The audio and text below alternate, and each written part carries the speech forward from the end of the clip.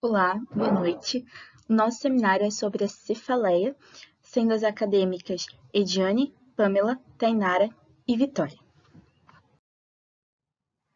Cefaleia. Ela é conhecida como a popular dor de cabeça. É uma sensação dolorosa em qualquer parte dela. Algumas causas é a falta do sono, o estresse, o óculos com grau incorreto e adereços apertados na cabeça.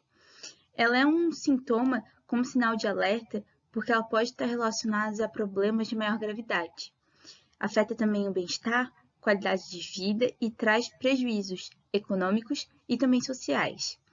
As cefaleias primárias são as mais comuns, principalmente a cefaleia tensional.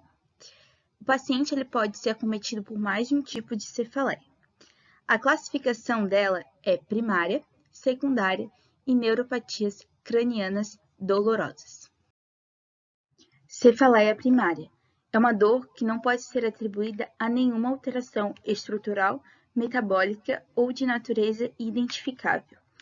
Enxaqueca ou migrânia tem alta prevalência e impactos socioeconômicos elevados. Ela é classificada como a terceira doença mais prevalente e a sétima causa específica de incapacidade no mundo. Ela é subdividida em enxaqueca sem áurea, que é uma cefaleia recorrente, duração de 4 a 72 horas, quando ela não é tratada ou tratada sem sucesso. Tem dor moderada ou grave, é unilateral, dor pulsátil e agravamento por atividade física de rotina ou quando se evita essa atividade. Pode ter náuseas e ou vômito e também fotofobia, que é a sensibilidade à luz, e fonofobia, que é a sensibilidade ao barulho. Enxaqueca com áurea. A áurea é um complexo de sintomas neurológicos que ocorre normalmente antes da enxaqueca com áurea, porém também pode ocorrer após seu início. Os sintomas de áurea são totalmente reversíveis, ela afeta o visual, que a pessoa vai ver então linhas em zigue-zague, vai ver borrões na imagem, vai ver imagens com bordas cintilantes e luzes piscando. Afeta também o sensitivo, picadas, formigamento, a pessoa vai sentir. Afeta a fala e a linguagem, a motricidade e o tronco cerebral. Um sintoma de áurea pode permanecer durante 5 ou mais minutos. Cada sintoma individual de áurea dura de 5 a 60 minutos. Um sintoma de áurea é unilateral. Áurea é acompanhada ou precede de 60 minutos por cefaleia, então vai variar essa duração. Então, ela é subdividida também em áurea típica, de tronco cerebral ou de hemiplégica. A enxaqueca crônica. Ela ocorre de 15 ou mais dias por mês, por mais de 3 meses e com características de enxaqueca sem áurea ou com áurea. Em pacientes com pelo menos 5 episódios das características de enxaqueca com ou sem áurea, vai acontecer, e a causa mais comum é de abuso de medicamento. Complicações da enxaqueca. Estado de mal da enxaqueca. A enxaqueca tem duração superior a 72 horas. Áurea persistente sem infarto. Tem sintomas de áurea por 1 semana, porém sem infarto. O infarto devido à enxaqueca tem sintoma de áurea e a lesão cerebral isquêmica. Crise epilética por enxaqueca com áurea. Vai ocorrer crise epilética devido à enxaqueca com áurea. Cefaleia tipo tensão. Ela é a mais frequente cefaleia na população, tem prevalência de 30 a 78% ao longo da vida, tem predomínio nas mulheres e prevalência entre os 20 e 50 anos de idade em ambos os sexos. Dor não pulsátil, geralmente é bilateral, tem intensidade leve a moderada e não piora com a atividade física. A dor ela pode durar minutos ou horas ou permanecer constante durante dias. Ela é subdividida em episódica pouco frequente, episódica frequente, crônica e tipo tensão provável. Cefaleias trigêmeo autonômicas. cefaleias insalva. Crise de dor forte, estritamente unilateral, duração de 15 a 180 minutos, ocorre uma vez em cada 2 dias ou até 8 vezes por dia. Atinge a região orbitária, supraorbitária, temporal ou qualquer combinação destes locais. Os homens são atingidos 3 vezes mais que as mulheres e têm prevalência entre os 20 a 40 anos. O uso de bebidas alcoólicas vai intensificar o estímulo a essa cefaleia. Ela é associada a lacrimejo, hiperemia conjuntiva ipsilateral, congestão nasal, rinorreia, que é o excesso de excreção, sudorese e irritação ou agitação. Geralmente, essa dor é localizada no nervo maxilar e nervo mandibular, que são ramos do nervo trigêmeo. Ela é subdividida em episódica e crônica. Hemicrânia paroxística. Crise de dor aguda, estritamente unilateral, tem duração de 2 a 30 minutos, vai ocorrer várias vezes por dia, atinge a região orbitária, supraorbitária, temporal ou qualquer combinação destes locais, associada à miose, que é uma contração da pupila, hiperemia conjuntiva ipsilateral também, congestão nasal, rinorreia e edema de pálpebra. Tem predominância nas mulheres e é subdividida em paroxística, episódica e crônica. Cefaleia de curta duração, unilateral, neuralgiforme. Crises moderadas ou grave, ela é estritamente unilateral, tem duração de segundos a minutos e ocorre pelo menos uma vez ao dia. Tem dor única ou série de pontadas, ela é associada ao lacrimejo e o vermelhão do olho ipsilateral, sendo subdivididas em duas. A hemicrânia contínua é uma cefaleia persistente, estritamente unilateral, por mais de 3 meses. Ela é associada à miose, à hiperemia conjuntiva ipsilateral, congestão nasal, rinorreia, edema de pálpebra e ou inquietação ou agitação. Ela é subdividida em remitente e não remitente. Outras cefaleias primárias. Cefaleia primária da tosse. Ela é causada pela tosse após atingir o máximo de intensidade. Geralmente, ela é bilateral e dura entre 1 segundo a 2 horas.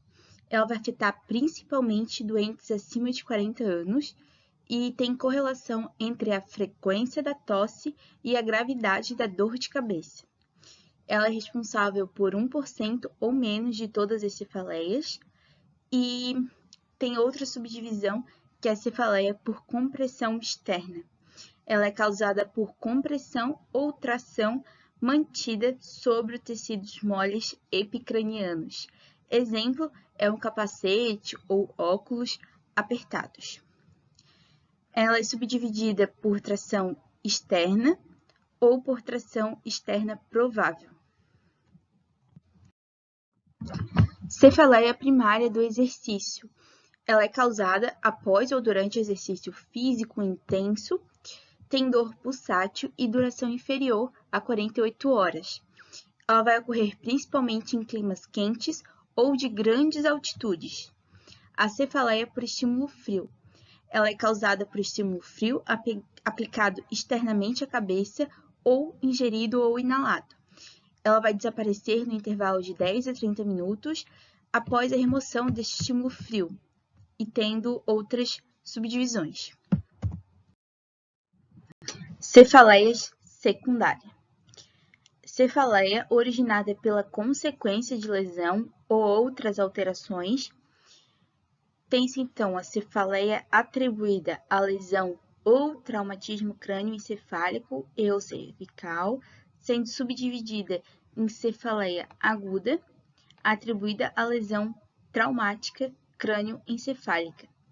Ela é causada pela ação de forças externas no crânio, exemplo, bater o crânio no objeto, tem duração inferior a 3 meses ela é causada pelo traumatismo crânioencefálico, recuperação da consciência após esse traumatismo e ou descontinuação de medicamentos para diminuir a dor. Ela tem subdivisões também, 2. E temos a cefaleia persistente atribuída à lesão traumática crânioencefálica. Ela é causada por traumatismo crânioencefálico e tem duração superior a 3 meses, diferente da anterior. E tem algumas subdivisões também. Ela é aguda, atribuída à lesão em contragolpe. Ela é causada por lesão em contragolpe, que ocorre após forças de impacto grandes ou pequenas. Geralmente ocorre em acidentes de veículos motorizados. Então, após 7 dias, tem a presença dessa dor de cabeça.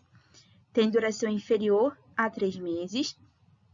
E temos a cefaleia persistente, atribuída à lesão em contragolpe. É causada por essa lesão, que ocorre em contragolpe e tem duração superior a 3 meses. Cefaleia aguda, atribuída à craniotomia. É causada por uma craniotomia cirúrgica, que é um tratamento cirúrgico onde tem abertura do crânio para tratamento de um tumor. Então, após 7 dias, tem a presença da cefaleia.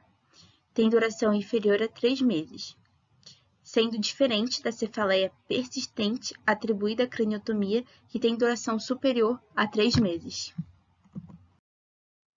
Cefaleia atribuída à perturbação vascular craniana ou cervical. Subdividida em cefaleia atribuída a acidente vascular cerebral isquêmico ou acidente isquêmico transitório. Causada por acidente vascular cerebral isquêmico, tem início agudo e associada a sinais neurológicos, focais e ou alteração do estado de consciência, que pode ser bi ou unilateral. Cefaleia atribuída à hemorragia intracraniana não traumática, ela é causada por sangramento de um vaso sanguíneo, geralmente tem início súbito, e dependendo do tipo de hemorragia, pode surgir isolada ou associada a déficit neurológico focal. Cefaleia atribuída à malformação vascular não rota, que ela é causada devido à malformação vascular intracraniana não rota, ou seja, ocorre sem hemorragia, e dependendo do tipo de malformação, a cefaleia pode ter curso crônico ou curso agudo e autolimitante. Cefaleia atribuída à patologia da artéria carótida cervical ou da artéria vertebral. Ela é causada por lesões não inflamatórias das artérias carótidas cervicais e ou artérias vertebrais. Tem dor geralmente com início súbito. Cefaleia atribuída à trombose venosa cerebral. Ela é causada por obstrução dos seios venosos e ou das veias cerebrais por trombo. Tem dor difusa e progressiva, ela é unilateral e tem início súbito. Cefaleia atribuída a outra patologia arterial intracraniana. Por exemplo, a cefaleia da angiografia, que ela é causada pela angiografia cerebral, que é um exame radiográfico que serve para detectar anomalia dos vasos sanguíneos cerebrais. Essa cefaleia tem dor difusa, tipo queimadura e muito intensa. Essa cefaleia desaparece após 72 horas do término do procedimento. Cefaleia atribuída à apoplexia pituitária. Ela é causada por evento vascular agudo na glândula pituitária e ela é acompanhada no início ou mais tarde por sintomas visuais e ou hipopituitários, cansaço, intolerância ao frio, por exemplo. Cefaleia atribuída à perturbação intracraniana não vascular. Cefaleia atribuída à hipertensão do líquido cefalorraquidiano. Ela é causada por aumento da pressão desse líquido e a dor cessa depois da normalização da pressão. Cefaleia atribuída à hipotensão do líquido cefalorraquidiano. Ela é causada por uma diminuição da pressão nesse líquido ou por fístula do líquido. A dor cessa depois da normalização da pressão ou do encerramento da fístula. E ela pode ser acompanhada geralmente por perturbação da audição, fotofobia e náuseas. E por último, a cefaleia por crise epilética, que ela é causada por crise epilética e tem início durante e após a crise e desaparece em horas ou até 3 dias. Dando continuidade para os tipos de cefaleia, eu vou falar um pouco sobre a cefaleia atribuída ao uso ou à exposição de uma substância e também de outros tipos. Esta tem início imediato ou em horas após a exposição ou ao uso, e ela pode ser causada por substâncias tóxicas. Mas ela também pode ser causada por um efeito indesejado de uma substância terapêutica que causou uma reação adversa, mas também pode ser causada pela exposição a algumas substâncias como, por exemplo, o óxido nítrico, o álcool, drogas ilícitas, uso de medicamentos e entre outros. Já a cefaleia atribuída à privação de substâncias, ela é causada pela abstinência de substâncias, como por exemplo, cafeína e opioides, e ela se dá à privação de outras substâncias de uso crônico, como também a suspensão de medicamentos. Já o outro tipo de cefaleia que eu vou falar é sobre a cefaleia atribuída a infecções. A cefaleia é comum em infecções sistêmicas, virais como a gripe, e em septicemias, e também entre outros. A cefaleia atribuída à infecção intracraniana é o primeiro sinal que é mais frequentemente encontrado nesses casos, e ele pode ser causado por infecções de origem bacteriana, viral, fúngica ou parasitária. Sua duração é variável e, na maioria dos casos, ela desaparece quando a infecção é erradicada. Já a cefaleia atribuída a infecções sistêmicas, o que causaria a cefaleia seria o efeito dos micro-organismos que estão envolvidos. O outro subtipo seria a cefaleia ou dor facial, atribuída à perturbação do crânio, pescoço, olhos, nariz, seios paranasais, dente, boca e estruturas cranianas ou faciais. Estas cefaleias são decorrentes muitas vezes de traumatismos na região de cabeça ou do pescoço, e muitas vezes elas estão envolvidas a contragolpes. Elas também podem ser decorrentes de alterações da coluna cervical e também da cabeça. Um subtipo que a gente pode mencionar seria a cefaleia atribuída à perturbação do osso craniano, e geralmente as alterações do crânio são acompanhadas de cefaleias. E dentre essas alterações a gente pode incluir defeitos congênitos, fraturas nos ossos do crânio ou da face, tumores já em estado de metástase e lesões também no processo mastoide. O outro subtipo seria a cefaleia atribuída à perturbação do pescoço, que seria uma cefaleia que envolve qualquer estrutura da região do pescoço. E essas estruturas podem ser musculares, ou de tecidos moles, ou ainda ósseas. Continuando a classificação, a gente tem as cefaleias atribuídas à perturbação dos olhos, que podem acometer um ou ambos os olhos, e alguns exemplos são a inflamação ocular, o estrabismo latente ou o manifesto. Outra classificação seria a cefaleia atribuída à perturbação dos ouvidos, que ela também é causada por uma perturbação inflamatória, ou também pode ser neoplásica. em um ou nos dois ouvidos.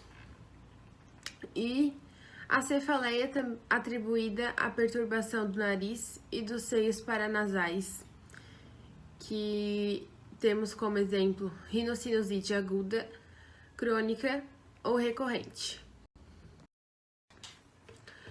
Continuando a classificação, nós temos as cefaleias atribuídas à perturbação dos dentes e da mandíbula, que são cefaleias causadas por alterações dos dentes, que geram dores faciais ou dores de dente, e elas são geralmente difusas, isso quer dizer que elas são espalhadas e sem um local muito definido. Como exemplo, nós temos a periodontite e também a pericoronarite na região de terceiros molares. São as principais causas de cefaleia, atribuída aos dentes e à mandíbula. Um outro tipo de classificação seria a cefaleia atribuída à perturbação da articulação temporomandibular. Essa seria uma cefaleia causada pelo envolvimento das estruturas da região temporomandibular e que geralmente está presente nas regiões pré-auriculares, na região do músculo masseter e do músculo temporal. A origem da dor, ela geralmente vem com o deslocamento do disco articular, da osteoartrite, da dor miofascial e também da hipermotilidade da articulação. Geralmente, a dor na ATM, ela é unilateral, mas ela pode ser bilateral quando há envolvimento muscular. E o diagnóstico também da disfunção da ATM, ele pode ser difícil e muitas vezes ele requer exames auxiliares, como os de imagem. Temos também a cefaleia ou dor facial, atribuída à inflamação do ligamento estiloióideo. Ela é conhecida como a síndrome de Eagle e ela é uma patologia que alonga o processo estiloide do osso temporal, ou também ela pode ser caracterizada pela calcificação do ligamento estiloióideo.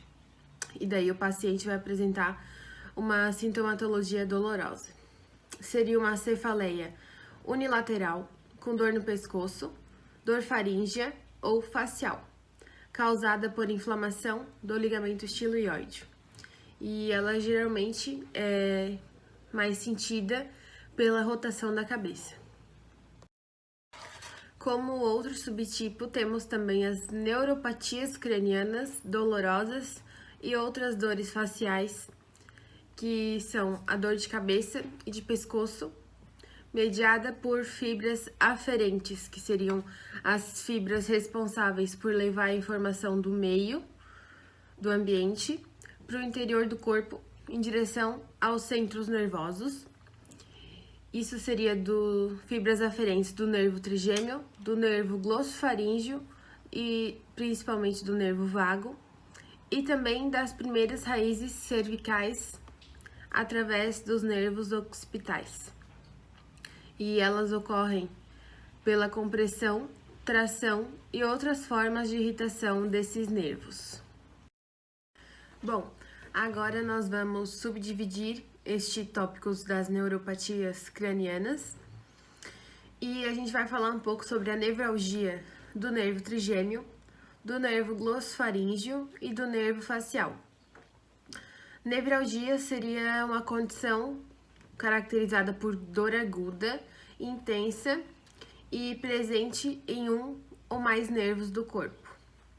A nevralgia do trigêmeo, ela é caracterizada por dor recorrente, unilateral, do tipo choque elétrico, que é breve e tem fins e inícios rápidos.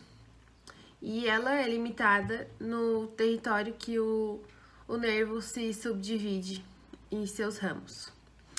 A nevralgia do glossofaríngeo é também uma dor unilateral, intensa, mas ela é transitória, que ela vai e vem. E também ela pode ser sentida nas áreas que inerva, que seriam a base da língua, as amígdalas e também em outras áreas. E essa dor é geralmente provocada ao deglutir, falar e tossir. Já a nevralgia do nervo facial seria uma perturbação ou dor sentida mais profundamente no canal auditivo, isso por conta da saída do nervo facial no meato acústico interno, e ela pode se desenvolver sem nenhuma causa aparente.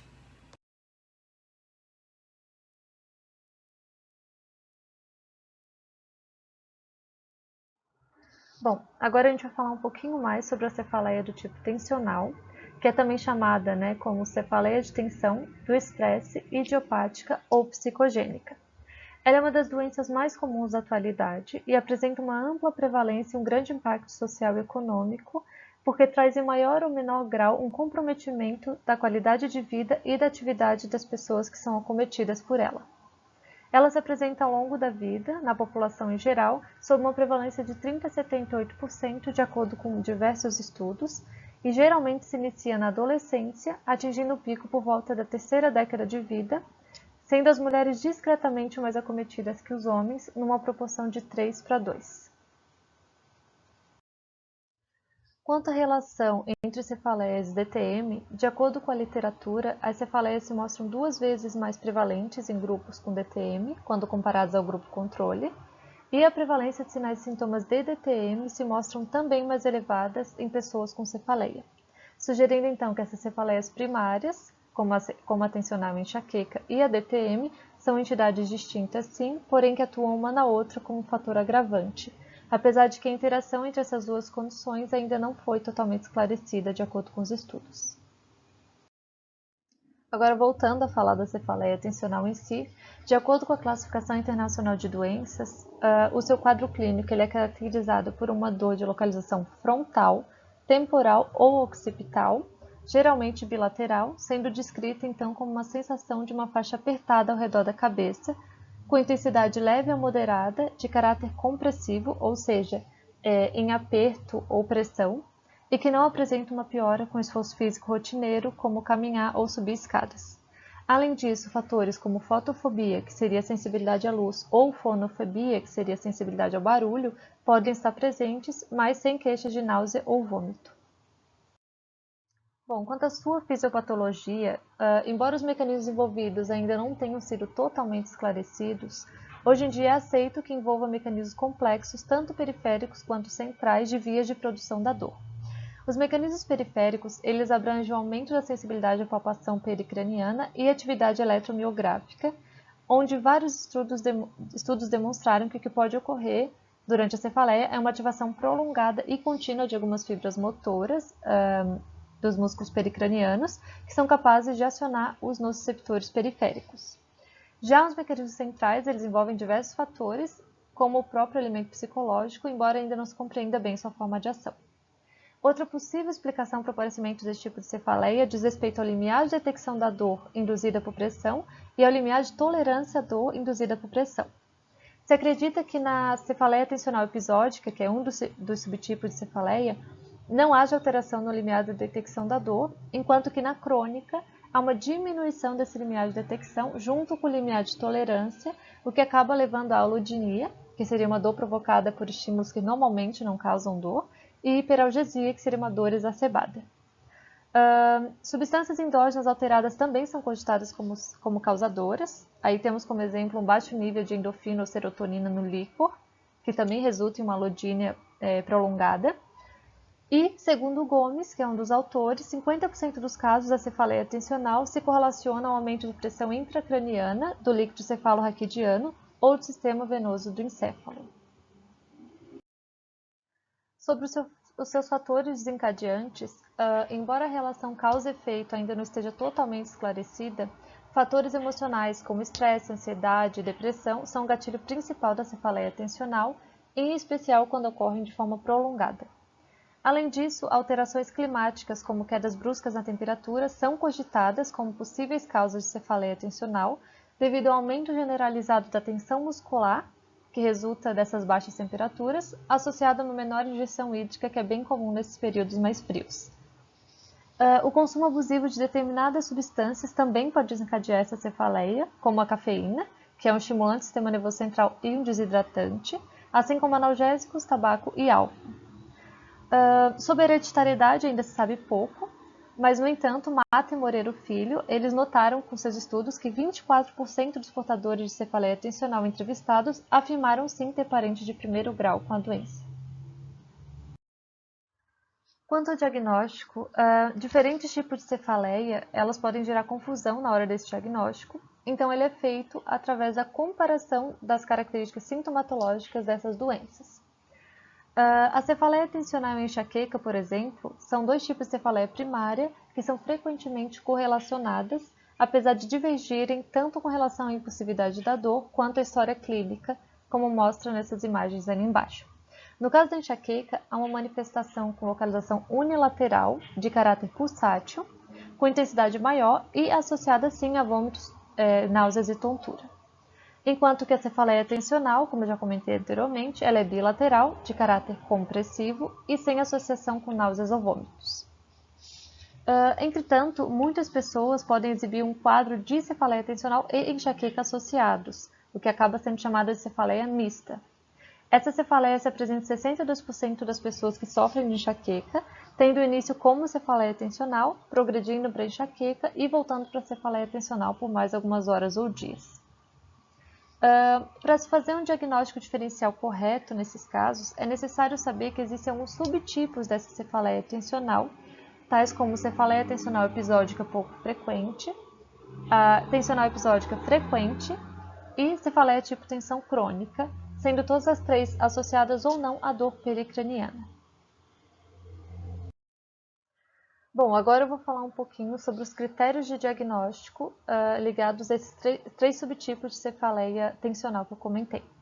Começando pela cefaleia tipo tensão episódica pouco frequente. Nesse caso, ocorrem 10 episódios de cefaleia em menos de um dia por mês, ou seja, menos de 12 episódios de cefaleia por ano, com duração de 30 minutos a 7 dias, presença de fotofobia ou fonofobia, nunca as duas, ausência de náuseas e vômitos, e deve possuir pelo menos duas das 4 características que eu vou citar agora, que seria localização bilateral, caráter de pressão ou aperto, intensidade ligeira ou moderada e não agravada por exercícios físicos de rotina. Quanto à cefaleia tipo tensão episódica frequente, ela tem basicamente os mesmos sintomas da cefaleia episódica pouco frequente, com a diferença da quantidade de episódios por ano, no caso. Nesse caso, seriam 10 episódios de cefaleia ocorrendo em 1 a 14 dias em média por mais de 3 meses, ou seja, mais de 12 episódios por ano e menos de 180 episódios por ano. De restante, é tudo igual a cefaleia episódica pouco frequente, 30 minutos a 7 dias, possui pelo menos duas daquelas 4 características citadas, ausência de vômitos e náuseas, etc. E por último, a cefaleia tipo tensão crônica, ela deve ocorrer em mais de 15 episódios por mês em média, por mais de 3 meses, ou seja, mais de 180 dias por ano. Duração é de horas a dias, podendo ser contínua nesse tempo. Apresenta ou fotofobia, ou fonofobia, ou ainda náusea ligeira. E deve possuir pelo menos 2 daquelas mesmas 4 características: localização bilateral, intensidade ligeira moderada, caráter de pressão ou aperto e não ser agravada por exercícios físicos de rotina.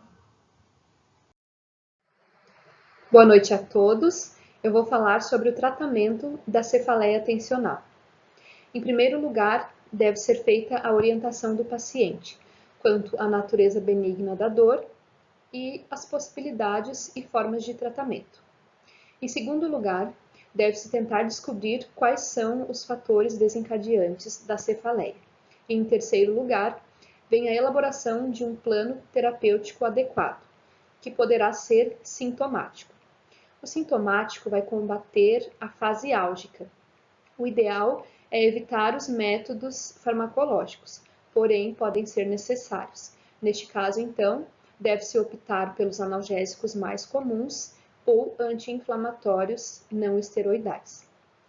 E o profilático, cujo objetivo é reduzir o número e a intensidade das crises. Neste caso, deve-se optar pelos antidepressivos tricíclicos. No tratamento com os métodos não farmacológicos, o próprio paciente vai ser um participante ativo na sua terapêutica e ele irá colaborar através da mudança de hábitos, ingerindo mais água, reduzindo ou eliminando o consumo de cafeína e nicotina, corrigindo a postura e também tentando melhorar a qualidade do sono. Pode ser feito também o tratamento da ansiedade e da depressão quando necessário. A fisioterapia para os casos de comprometimento muscular e ainda pode-se utilizar outros métodos, como alongamentos, massoterapia, exercícios de relaxamento, reeducação postural, dentre outros. É importante também orientar o paciente sobre como identificar, controlar, prevenir e lidar com o estresse muscular e a dor.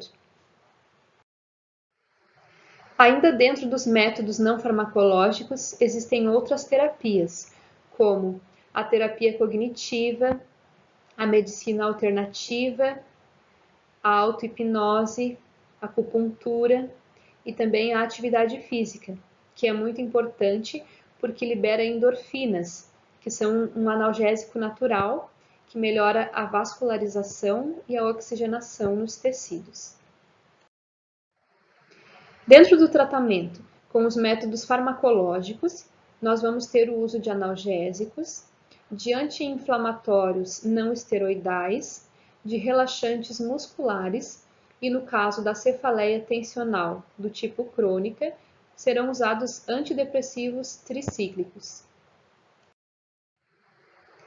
Os analgésicos mais utilizados no tratamento da cefaleia tensional são o paracetamol, o ácido acetilsalicílico e também pode ser usado o ácido mefenâmico, principalmente quando a cefaleia estiver relacionada com o ciclo menstrual.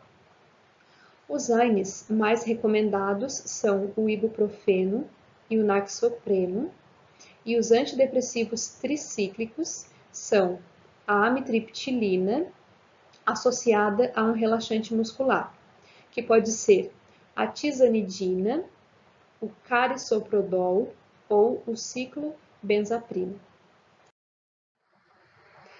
Estudos comprovam que o uso da toxina botulínica no tratamento da cefaleia tensional não é uma terapia que trata a cefaleia efetivamente.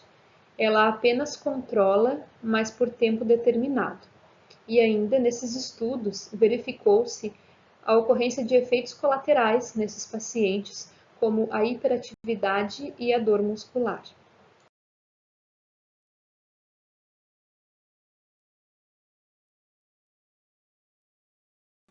Bom, agora nós vamos falar um pouco sobre 2 artigos e o que eu vou comentar tem como tema a correlação entre a cefaleia e a disfunção temporomandibular. Este artigo ele apontou que a disfunção temporomandibular ela pode desencadear alguns sinais e sintomas e entre eles podem estar dores na região da ATM, cefaleia, dor nos músculos da mastigação, dor facial, limitação da abertura de boca, dor durante a mastigação, zumbido no ouvido e dor na mandíbula, e entre outros. Este artigo ele teve como objetivo verificar em uma população de universitários se há correlação entre a presença de cefaleia e a presença de disfunção temporomandibular.